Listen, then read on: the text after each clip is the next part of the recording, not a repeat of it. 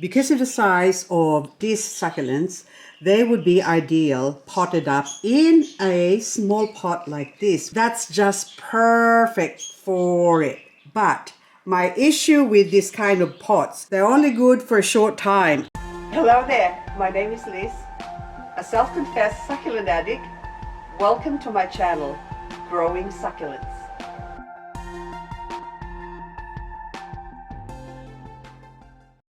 On my recent plant haul video, where I saved hubby a lot of money by buying 2 pieces of 10 variety pack of Echeveria Agavoides. Now I'm ready to pot them up using my succulent cat litter soil mix. Because of the size of these agavoides or these succulents, they would be ideal potted up in a small pot like this, which was given to me by my friend Tanya. So I have 3 of them that she gave me. There you go. Very pretty pot. I'm not breaking it. That's just perfect for it. But my issue with this kind of pots, they're only good for a short time. After about 3 or 4 months or 6 months at the most, I will have to repot again. So to save myself some work, I prefer to use a bigger pot, in this case, a soup bowl or a cereal bowl that is about 5 inches, about 13 centimeters across. This will allow for me to put my succulents or plant my succulents in here and leave it there until they've overgrown. That would take, on some varieties that I've got here, it might take a couple of years. So I prefer to use bowls like this, and then that way I don't have to repot again for the next year or 2 or until the succulents grow up. So first up, a few people have suggested using this plasterboard tape or gyprock tape, but my issue with this is this one has got quite big holes for my soil mix. Okay, the good thing about it is that it has some glue, which wood, you only need a small piece anyway, but it's got glue on the back that makes it stick into the pot, which is ideal to use. But I prefer to still use my lace curtain because it's got a finer hole. The size of the mesh, the soil will just go through here, and that one at least it's got a finer mesh. Especially the soil I'm using, it will be best suited having a lace curtain like this. I usually put some bigger pieces of rocks or granite on the bottom of this, but in this case I am not doing that. And also, since I've got at least 2 of each kind, it's ideal to put them in a bigger bowl like this, and then I will only have to water it once, or at least very minimal watering. Actually gonna move you here. You get British, I know. Okay, we're gonna continue. And please excuse my budgie if it starts talking. Has got... Yeah, I know, baby P. You want to eat some of this? Just gonna top this up. So this is not for prettifying. This is mainly for growing. Because I know. I would really like to have this. Come here. You wanna come? Look, I got my budgie. Hang on. Oops. Talking on my shoulder is being rude. Now the first one I'm gonna pot up is my emerald rose. So this one has been soaking in water. You can still see it's wet. It's been soaking for well over a week, and look at the condition of the plants. They're all nice and plump, and all the roots are all nice and healthy again. They're alive. So I'm going to remove the dry leaves in the bottom because it's not going to do them any good to have some dry leaves like that. They will just rot. And we're going to make a hole in our pot. So, and also the beauty of having it in a bigger pot like this as well, instead of those small pretty pot, is that when they do put out some babies, or if they flower, I will be harvesting the leaves from it and hoping that I could grow some more succulents. And it will be much easier to just put it or plant it in the same pot as well. So that one now, I'm gonna guide it through to the bottom And there you go. So 1 emerald rose, and I'm gonna put some little granite dressing to keep them happy. And also I'm only putting minimal amount of granite on top.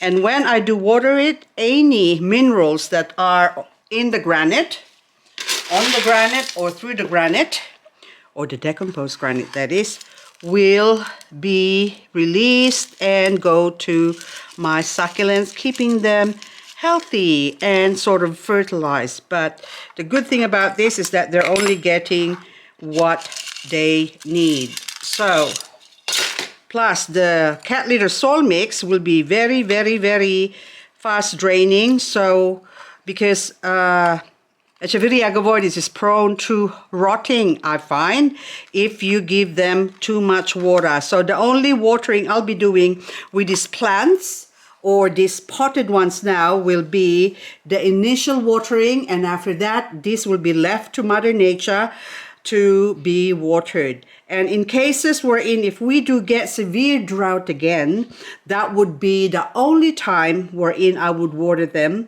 if the leaves are showing signs of dryness or they start wrinkling up. Otherwise, I will never ever water this pot of Echeveria Agavoides ever again. I'm gonna let nature look after it and let nature take its course. 1 down, 9 to go. With my Agavoides pack, by the way, I have one that is a strawberry ice. Since all of my strawberry ice are planted in a big pot with a lot of soil, and they have grown quite big.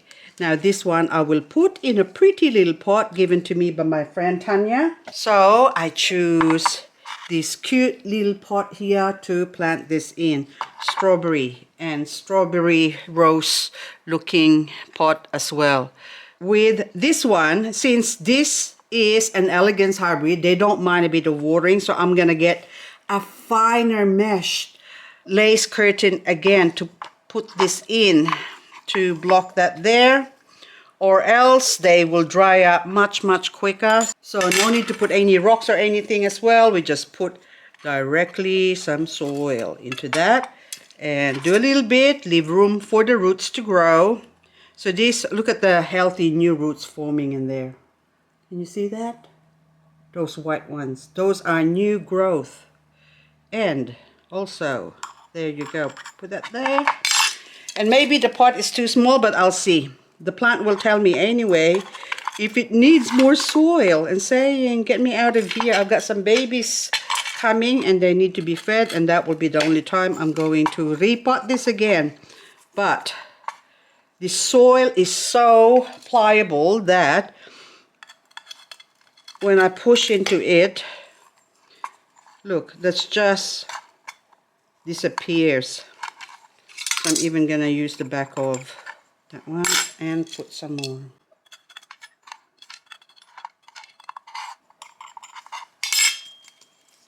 Okay, that's good enough. Put a little bit of top dressing.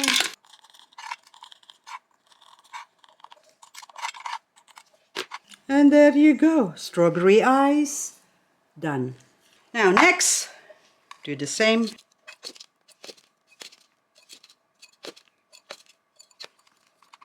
Actually pushing it in, because the minute I water this, this will just disappear. There you go. Now this one, I'm putting my New York rose. Look at that, new roots coming out as well. So it really helps to have a seaweed solution. Any seaweed. People kept asking me, where can I get sea salt? We don't have sea salt, whichever country you're in. You don't have to use sea salt. Sea salt is only a brand. I actually don't use sea salt exclusively. I use different types of seaweed solution. Some are even the ones that you use for seaweed for tomatoes. Tomatoes that tomatoes like. So even that, look, nice new fresh growth in there, looking healthy right in the corner. This one has got 4 heads, so I'm gonna leave it to grow. So when I pot this up, I'm gonna allow for the plants to have room so they can grow and spread. maybe push that one a bit more to the side there, the bigger pot plant, and the smaller ones. One will grow this way, the other two will grow that way and that way.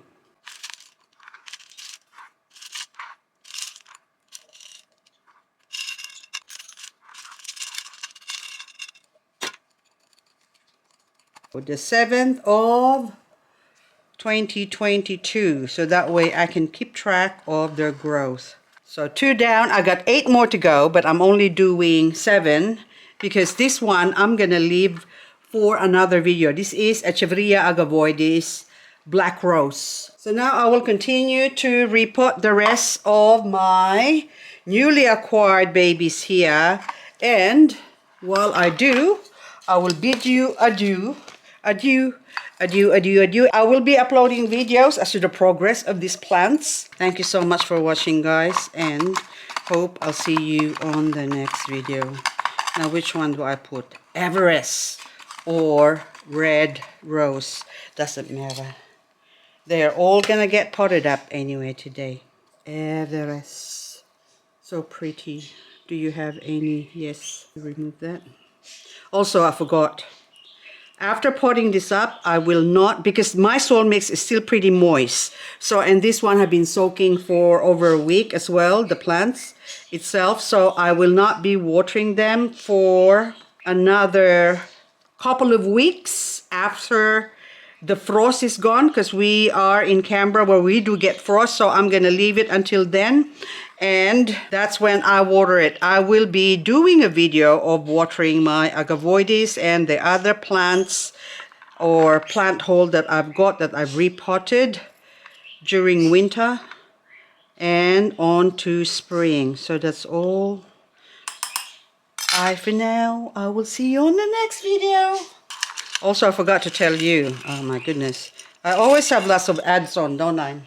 If you do find that there are some plants that have very shallow roots and you potted them up, one trick I like to use is toothpicks. So I just cut off the tip because you don't want to get poked with those pointy tips. Say for example, for this one here now, I'm going to put one there just to stop that. And 3 spots. Another one here, maybe there. And that way it can be kept in place and doesn't wobble all over the place. Now it's all potted up and finished.